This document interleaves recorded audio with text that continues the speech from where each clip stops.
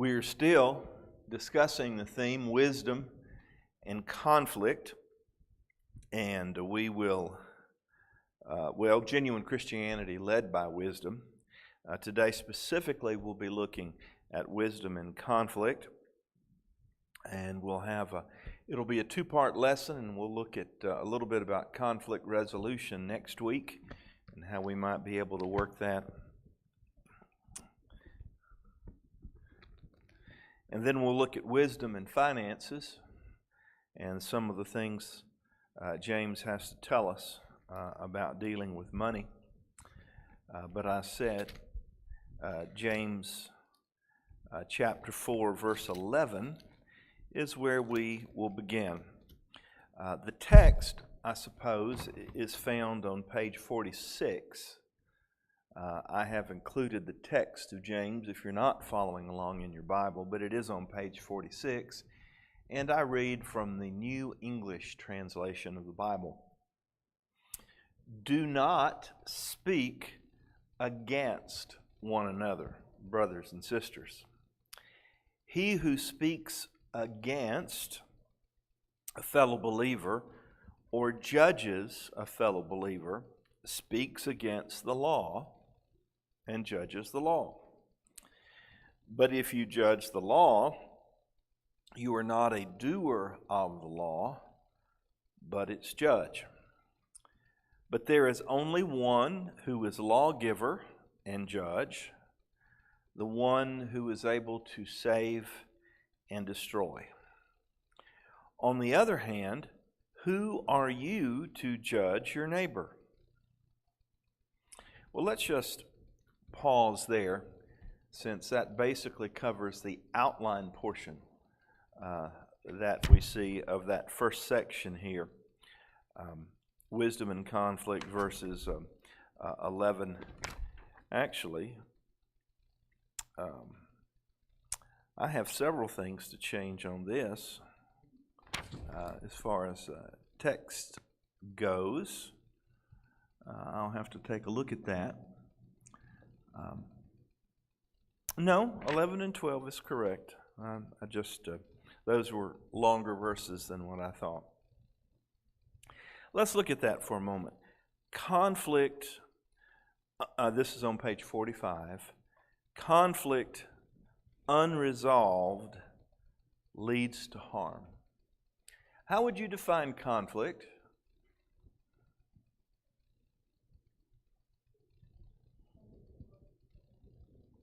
Something that causes separation with someone else. Is conflict necessarily a bad thing?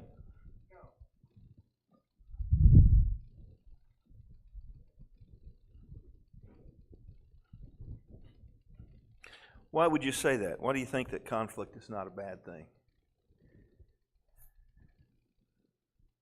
Go ahead, Vic.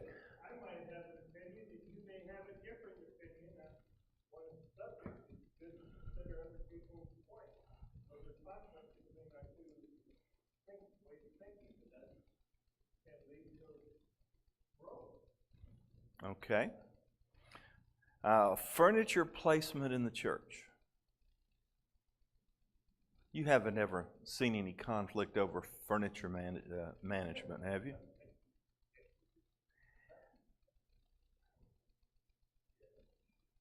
Now, I would imagine that at one point in this auditorium, the pews went all the way back to the back. Anyone want to? I got a thumbs up here that at one point they went all the way back to the back. Now, my goodness, why in the world are you removing pews? Well, there are fewer people coming. That's true. You know, go ahead, Vic. Was when we do weddings, traditionally you have a center aisle. But others, we've got two aisles. We have two aisles. Okay. Well, you do realize that when you remove a pew, you probably remove someone else's pew. There is actually church growth theory about the configuration of your congregation. You want your seating to accommodate about you want it to be roughly 80% of your capacity. In other words, you want to be 80% full. No more than 80% full, but at the top's 80% full. You don't want it to drop down below 60% full because it is noticeable. You are noticeably empty when it is below 60%. Above 80%, there's not really room for visitors to come in and take a seat. So you want it somewhere between 60 and 80%. So there really is a good church growth strategy for doing that, removing pews. When we were in South Alabama, there was we had a auditorium that with balcony even that sat like 450 people, I think is what it did. But we basically we were good to have 150 people attend. Probably had 200 members, but 150. We had 150. We were doing good. Well, you realize that was really that auditorium was really much too large for that. And so what we did is we took out a pew in the middle so that there would be a path for which people could walk through. They didn't have to go all the way to the front and cross or all the way to the back and cross if they needed to go to the other side. And we removed maybe 2 or 3 pews from the very back. And still, the building was too big, but we were remodeling, and it did well. Also allowed us to get rid of some of the creakier pews, if you know what I'm talking about. Over time, they tend to get bad. Would you believe that we had difficulty over that, conflict over that? One lady called and said, "You removed my pew and you gave me the shingles." I was so upset I got the shingles because you moved my pew. I noticed that the Lord's table is sitting in the back. It used to be up here. And the positioning of the furniture. Now, I don't know if that changed because of the pandemic and the way things were doing it, or if just decided to go a different route than have the people actually stand behind the table before they went and served. But that's a big deal. When we were in Mississippi, I don't know, maybe 5 years ago, we remodeled our auditorium, and we were at a crossroads. Do we refinish our pews, which is costly, or do we replace our pews with chairs?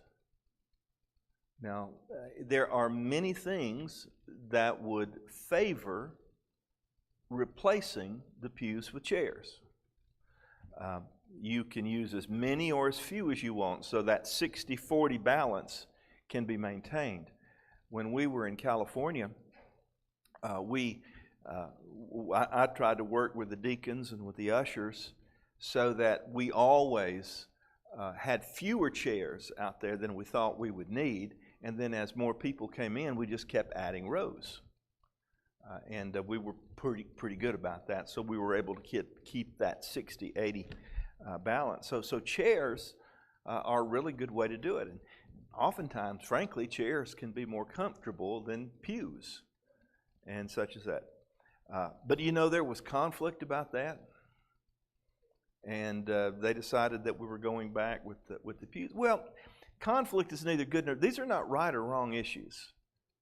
Whether we should have so many pews or have chairs, or whether the Lord's table should go at the front or the back of the building, or whatever you want to do.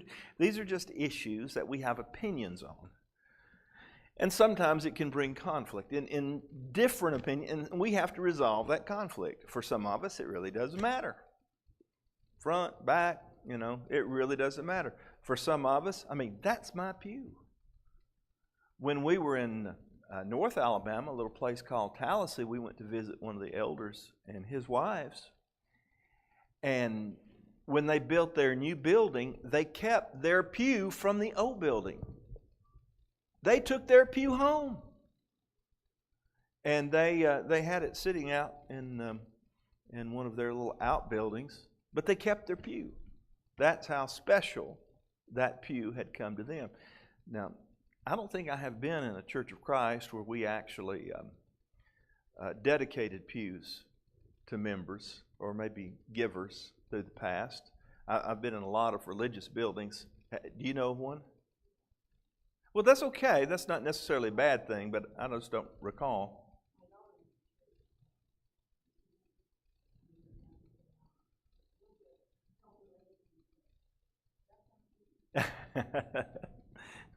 All right. It was reserved, right? Not just dedicated to the memory of a family or a giver. But my point is, conflict isn't necessarily a bad thing. They're just going to be things that we disagree about, and we have to learn to deal with the conflict. James, though, is talking about conflict that has devolved from that. There's no longer any profitable dialogue coming along. Look at what he says. He says in verse 11, do not speak against each other. What do you think it means to speak against each other? To argue. To argue? Gossip. Pardon? Gossip. Gossip?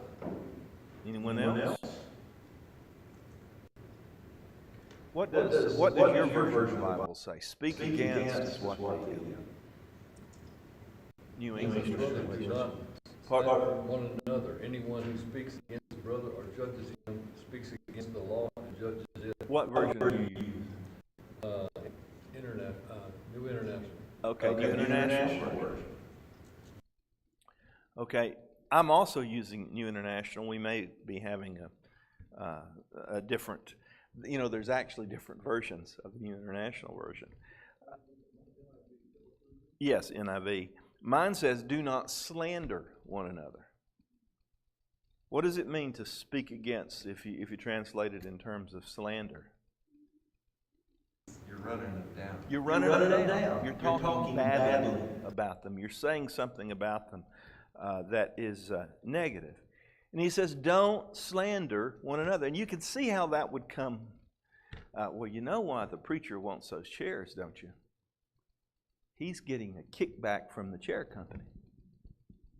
Well, that's slander, isn't it? Well, I guess it's not if it's true, but but basically that's slander. You're trying to argue against a point by putting someone else down. Slandering. So he says, don't slander. Don't slander one another. I think it would extend to any kind of verbal abuse that we might want to use if we call someone names. I think physical injury, obviously, would be a way that unresolved conflict can lead to harm. There have been some deacons, maybe even some elders' meetings that have been settled out in the parking lot. Hopefully those days have passed, but unfortunately that has happened in some places where things just got too heated and people could not control themselves. Well, James here says, no, that's not the way we do. A wise person, and remember, often he's talking in the context of teachers, and we can really expand this even to church leadership here. He says, don't slander one another. He says, if you speak against your brother or judge him, you speak against what? The law. And you become a judge of the law. Well, go ahead. Criticizing too, we might not think that's a big thing, but it is. We're criticizing someone. And we're not talking about constructive criticism that someone would come to you with necessarily. If you have spinach on your teeth, I think that you need to tell them. If I should ever get up here and I have a static cling, a pair of underwear on the back of my shirt, I would hope that you would tell me that. Or chocolate cake on my shirt or something that has happened. I would hope that you would have that constructive criticism. Because I hope you have the best motive when you do that. Sometimes people criticize you and it's not so constructive. But oftentimes, do people go to the person that they're criticizing? Oftentimes they don't. Oftentimes they will criticize behind their back, or they'll go to some other person, hoping either to get sympathy for themselves in whatever cause, whatever reason that is behind their criticism, or maybe it's because they want to subtly undermine the other person. Let's get David right quick, and then we'll go to you, Vic. Go ahead. Than yourself. Exactly. That's good. Think more highly of other people than yourselves. Good. Vic. 20 years or so ago, we had a problem with gossip. 20 years ago? So we've gotten past that now. All right, go ahead. Well, our solution was, as the leadership, back to 1850 debate. Yes. If you have a problem, you go to that person. You don't go to somebody else. Yes. Well, that puts your message in the right mailbox. That's good. And I'll tell you, one way to do that is if someone ever comes to you with a criticism of someone else, and I think this is especially true with leadership, there's one question that you can always ask. Well, have you mentioned it to them? Have you mentioned it to them? And if the answer is no, well, go talk with them about it and then come back to me and tell me what their response is. Because oftentimes people do not want to confront someone else. They want to go behind their back. Well, and sometimes people do it with good motives. I would say there is really an exception to that rule. Sometimes it may not be appropriate for a man to talk to a woman or for a woman to talk to a man. I think there's a biblical solution. If you have a husband or wife that would be appropriate, maybe you would use them as an intermediary. But in the absence of that, maybe a close, trusted leader would be the one to go to in regard to that. But it would just depend on the subject matter, on what it is. If someone, oftentimes in class, I either have, or worship for that matter, I either have my text printed in the lesson or I have it on the screen. And see, I don't know if you know this, but I can read the screen right here too if it's on the screen. So whatever I put up there for you to see, I can see it. So my Bible, I don't necessarily need it on the pulpit. Unless I want to roll it up and bang it around or something, you know. Sometimes you've seen preachers do that, haven't you? So it's, but some people object to that, not having a Bible up here. So guess what? I have my Bible up here so that you can see it. I don't know how I was going to fit that in, but if you have a problem with me not having my Bible up here, you can come talk to me about it. I really tried. That's one of the reasons I have the open door policy, you know, regular office hours during the week so people can just come talk to me for whatever's on their mind. I want to at least appear approachable. Whether or not you find me to be so is a conclusion you'll have to make. But I try to be approachable, and I try to open the door for approachability. So if there's something you need to talk to me about, I hope you come and talk to me. I have people do that all the time to me after a lesson. Sometimes they'll come up and they will ask for clarification on an issue. And that's perfectly fine. Believe me, the Bible says that we should all search our Bibles daily as to what's preached or taught or whatever. And if you have a question about it, come talk to me. That's the way it is. But the best way to deal with any sort of criticism, as Tina has brought up, is face-to-face with somebody. Just, say, look, is this really what you meant? Did we see you in this circumstance or that circumstance? When it comes to conflict, sometimes we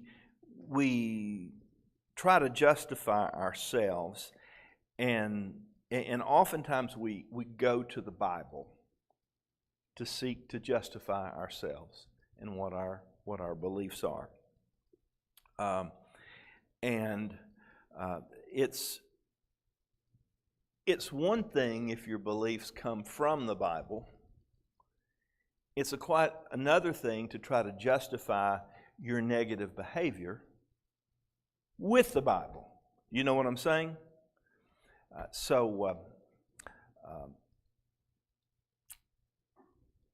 Be ready to give an answer to anyone who asks you. Does the Bible say that? Sure it does. Well, Joey didn't bring his Bible up to the podium.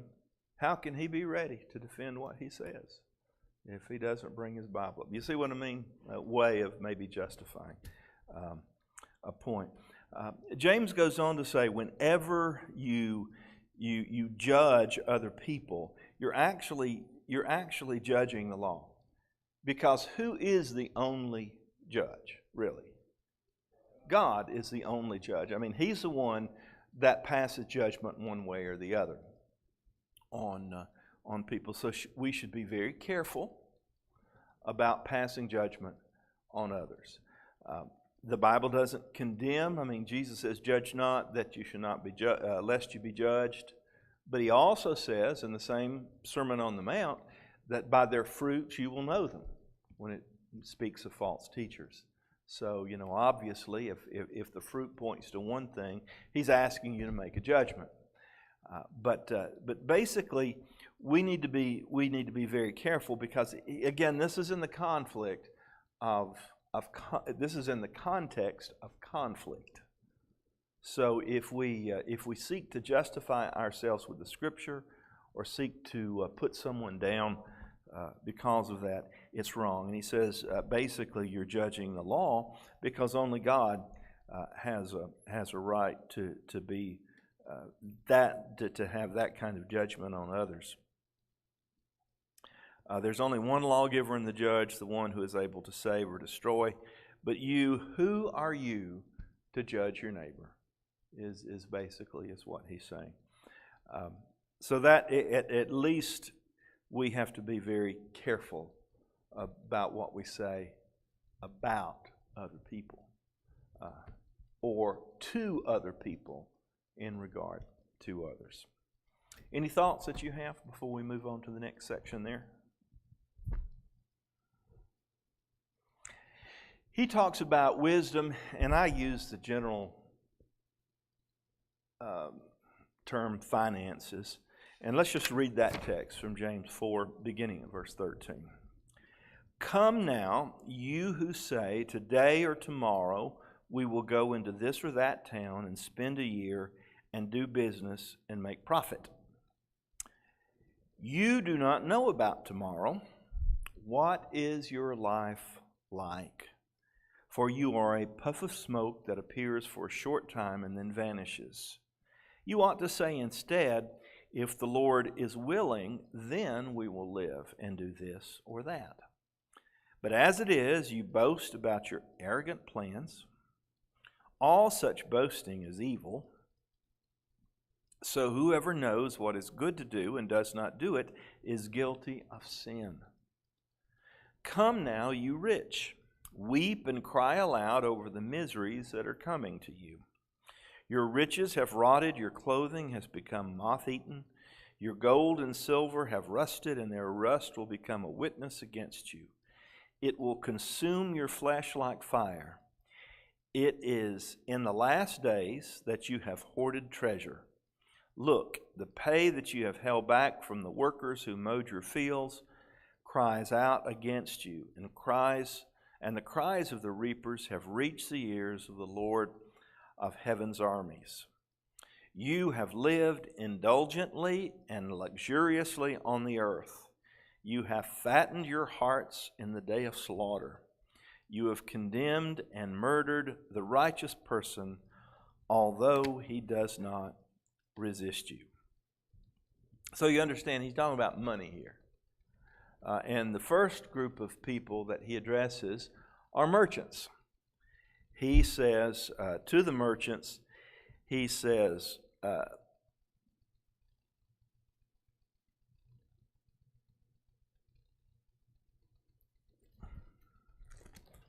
My Bible that I keep up here, the corner of that is gone. It was coming off last week, and I said, I need to tape it. Verse 13, I'll read it from this version. Come now, you who say, today or tomorrow we will go into this or that town and spend a year there and do business and make a profit. You do not know about tomorrow. What is your life? For you are a puff of smoke that appears for a short time and then vanishes. So, what is the problem here with these merchants?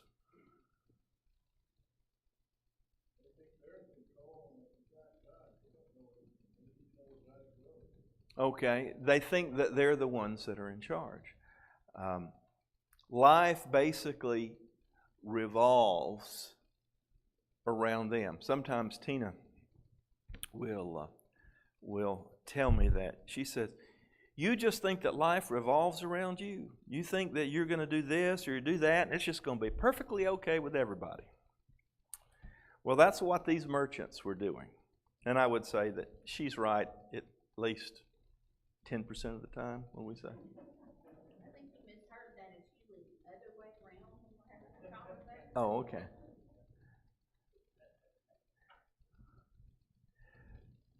But it's a person that's very, very presumptuous in their planning. Today or tomorrow, we're going to go to this city, we're going to go to that city. Now, is it wrong to make plans? No, it's not wrong to make plans. As a matter of fact, without planning, where would we be? Without planning, how could we retire?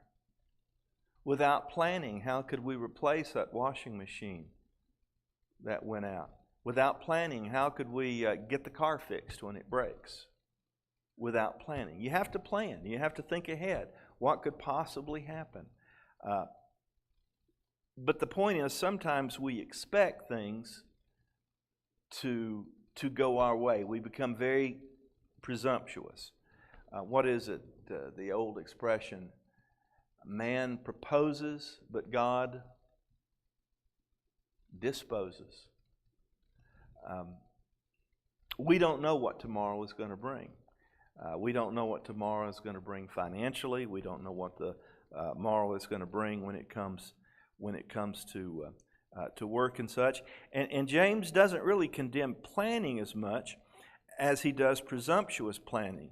He says, for you do not know about tomorrow. What is your life like? You're a puff of smoke that appears for a short time. You ought to say instead, what's that? If it's the Lord's will, or if the Lord is willing, we will live and do this or that. And that is a pretty stark or very definitive, I should say, way of saying you need to include God in your plans. Now, my grandmother was really good with that. She would, after everything she ever said, a statement of purpose or plans, she would always say, if the Lord's willing. Do you use terminology like that, or have you heard people use if the Lord's willing? Are you familiar with the expression, if good Lord willing and the creek don't rise? I never really understood that until I visited rural Kentucky. And we were on the road for a bit, and then we got on a gravel road for a bit, and then we got on a dirt road for a bit, and then we came to a dry creek bed.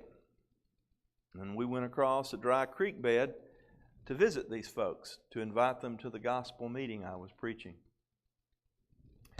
You can imagine that they would be very familiar with the phrase, good Lord willing, and what? The creek don't rise. Because they couldn't make it if the creek rose. Obviously, you need to include God in your plans. I think that would include inquiring of God and searching His will when it comes. Oftentimes, you won't get a definitive answer. Oftentimes, it may come from the counsel of others. Sometimes you may feel an impression during prayer that may give you an indication of which way that you need to go. But you need to inquire of God that He would somehow open your mind and let you know which way that you need to go when it comes to serving Him. Whether it's a specific service, if you're asked to teach a class, Lord, is this something that you want me to do? I'm going to have to divert my resources. I'll have to divert my priorities if I teach a class. Is this something that you want me to do? And seek for answers. It also includes, I believe, crediting God for your blessings. Because James has already told us that in the beginning of his book, didn't he? He said, all good gifts, where do they come from? They come from God. They come from the Father of lights. There's no shadow or turning with Him. If it's good, it comes from God. So if there's something in your life that's good, let's credit God with it. I had a friend of mine that kind of took me to task about that. He says, why are you saying that God did this or that? You know, you don't know if God did this or that or not. And I said, well, is it good? And he said, well, yeah, it appears to be good. I said, well, I'm going to give him the benefit of the doubt until I learn otherwise. Let's go ahead and credit God with it, because if it's good, it comes from Him. Any comments on presumptuous planning? Yes, sir. Go ahead, Jimmy.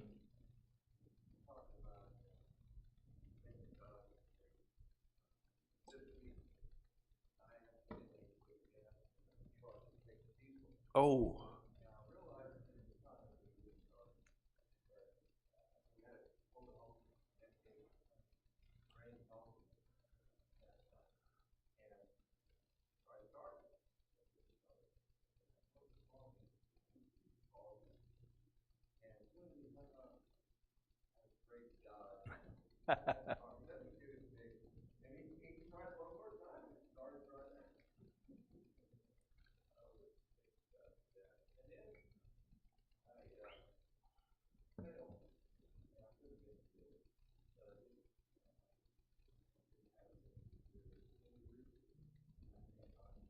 Mm-hmm. Yes, I think so. Jimmy mentioned that there was a situation involving David, I apologize. David mentioned there was a problem involving a truck, and they did everything they could, but they also prayed that God would work within that, and He did. Oh, you said, well, it just needed gas, fuel injector just needed to get the gas, or if it was an older truck, you just need to, whatever it was. Or did you say it was diesel? It was diesel, okay.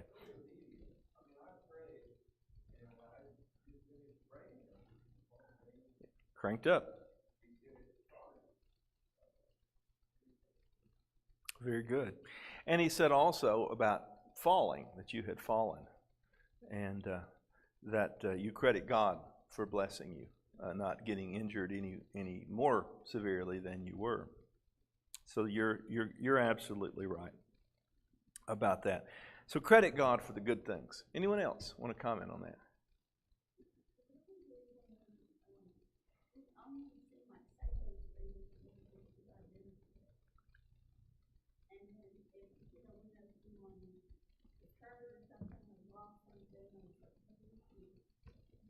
To me, the mindset is saying, well, God wasn't with you. Mm-hmm. And He was.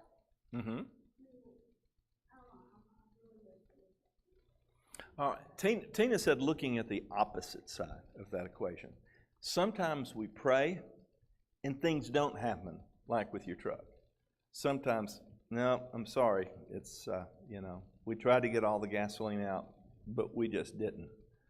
How do you handle that? Do you say that God wasn't with you during those times? Anyone have a good answer to that question?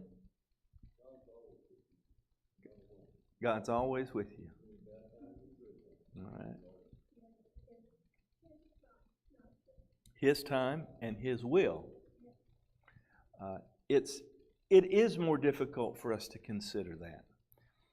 I'll tell you something that helped me. When I was younger, I thought because I was a Christian and certainly because I was a minister, everything was going to go my way. Everything was going to go well with me. I had a rude awakening in life. After not very long, to tell you the truth, a very rude awakening in life that just because you're a Christian doesn't mean that God's going to give you whatever you ask for. He's not that grandfather in the sky who's going to spoil his grandchildren with everything that they ever ask for. Or that doesn't mean that my car isn't going to break down. Or it doesn't mean that my washing machine is not going to quit. Or that I'm going to suddenly be exempt from the bad things that happen in life. Life happens. And some of the same things generally are going to happen to all of us, one way or the other. I mean, there are differences, but when it comes to, even when it comes to disease and sickness and losing people, is there anyone in here that has never lost anyone in their life? And if that's the case, it's just probably because you haven't lived long enough. Because that's what happens. Go ahead, Vic.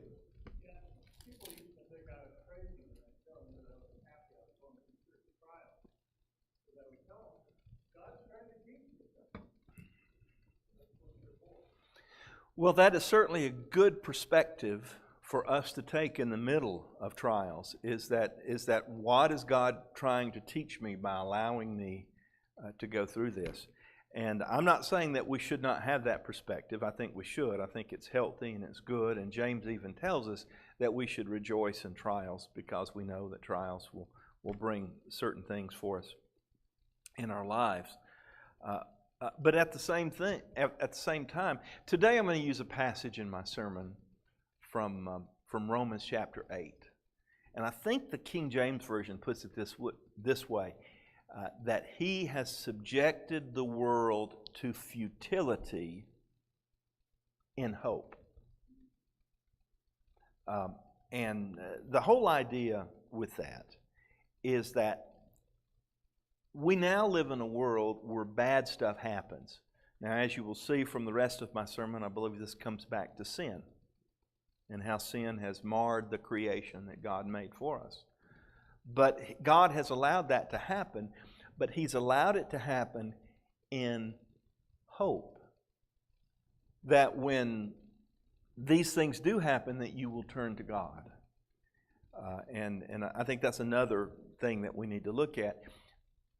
But the fact is, bad stuff is just going to happen. You know, I don't care. I was at one time in my ministry 2.5 years without a church. 2.5 years. I used to say unemployed, but I worked doing everything I could possibly do. So basically, I was underemployed. But I was 2.5 years without a church. We wrestled with that as to why that was the case. And we came up with several tentative answers. And we really don't have a good one, except that God meant for me to go where I ended up. And it just wasn't ready then. That's the only thing that we could really come up with, is that God was. But see, sometimes bad things happen. Sometimes you lose your job. Sometimes you're unemployed. Sometimes people just don't like me.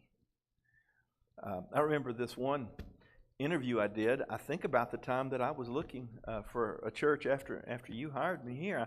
I was doing this. I was doing this interview, and and I always considered myself kind of an affable kind of guy, happy-go-lucky. People talk with me. They just like me. They didn't like me. And later the fellow called me and says, well, we've decided to go on to another candidate. And I said, well, we basically just didn't like you. No, they didn't say that, but that's where they were going with it, right? Well, it happens. Sometimes people just don't like you. There have been people in my life that I've tried to make friends with, and it just didn't gel. It never came together. They just didn't like me. Now, if I was honest, there's some people that I felt that way about. But still, you know what I'm saying? That's just the world in which we live. Bad stuff happens.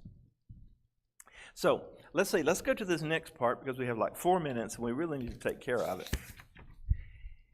He says, "Come now, you rich, weep and cry aloud over the miseries that are coming to you." Let me ask a question. Do you think God is against the rich?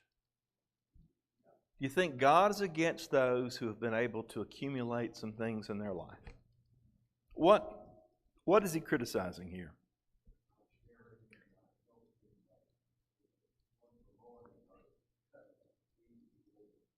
That's right. They're not sharing.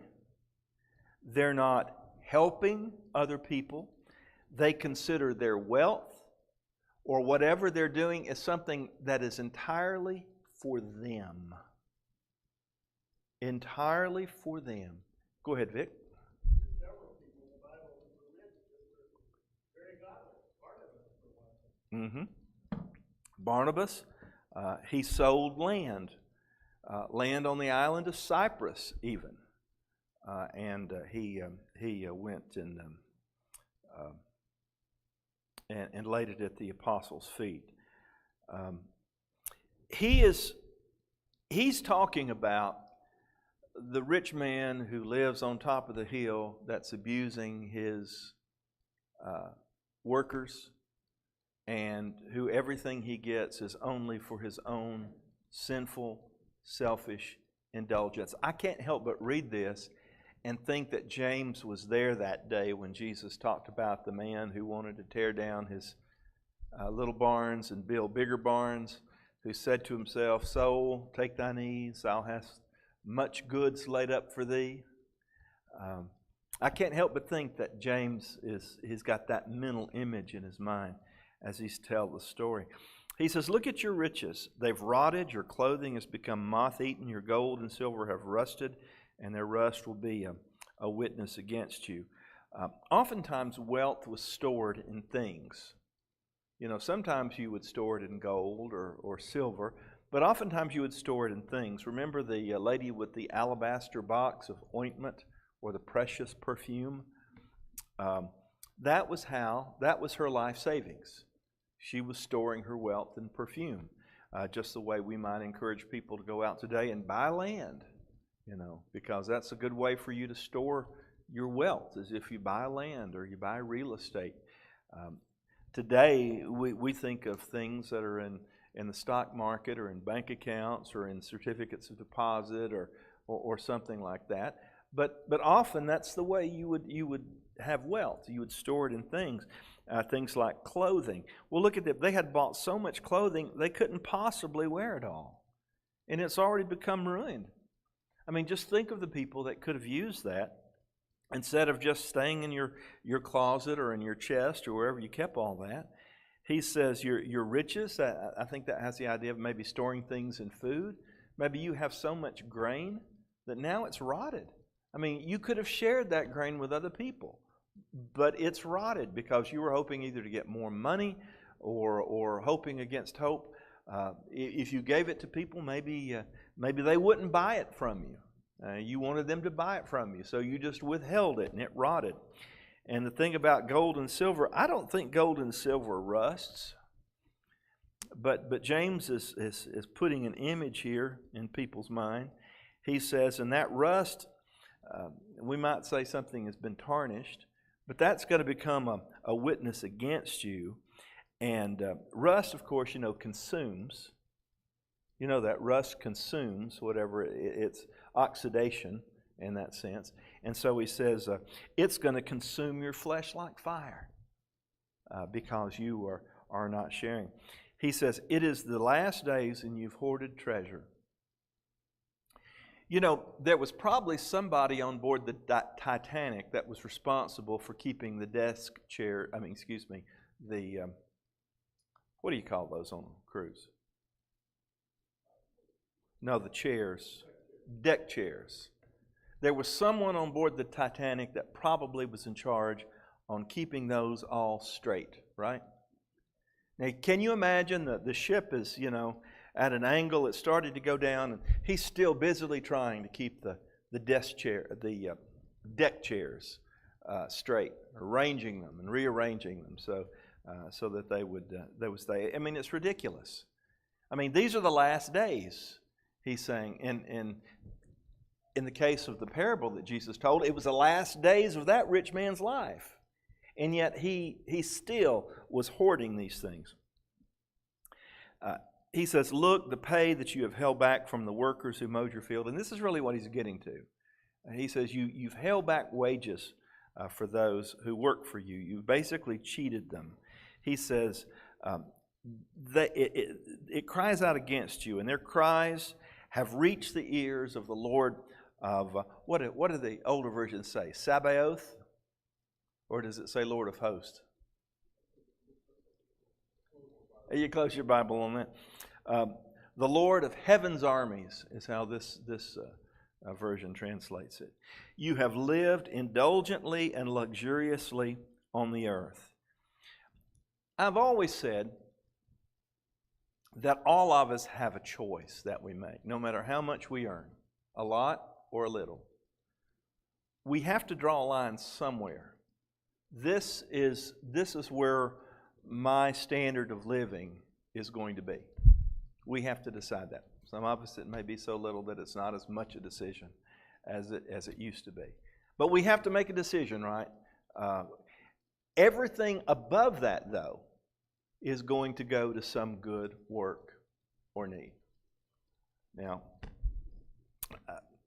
I don't know. That's just one way of looking at it. But we all make a conscious decision. Go ahead, Vic. We use that as a formula in our budget account.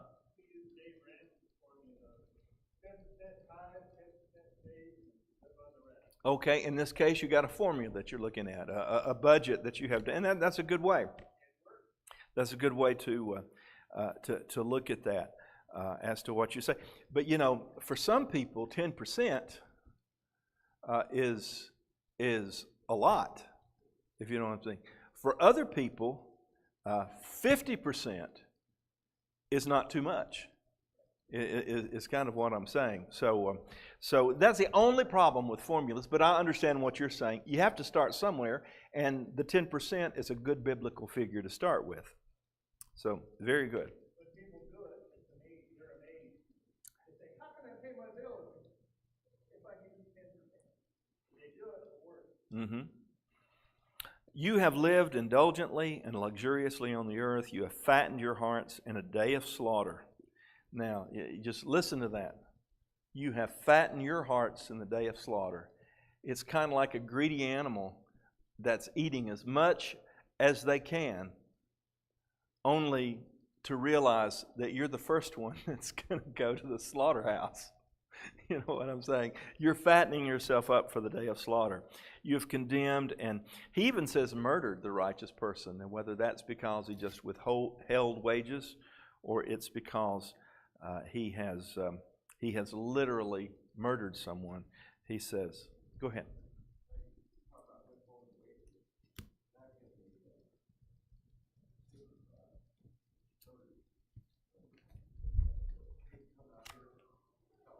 Mm-hmm.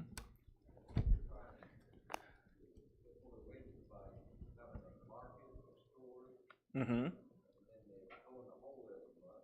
Mm-hmm.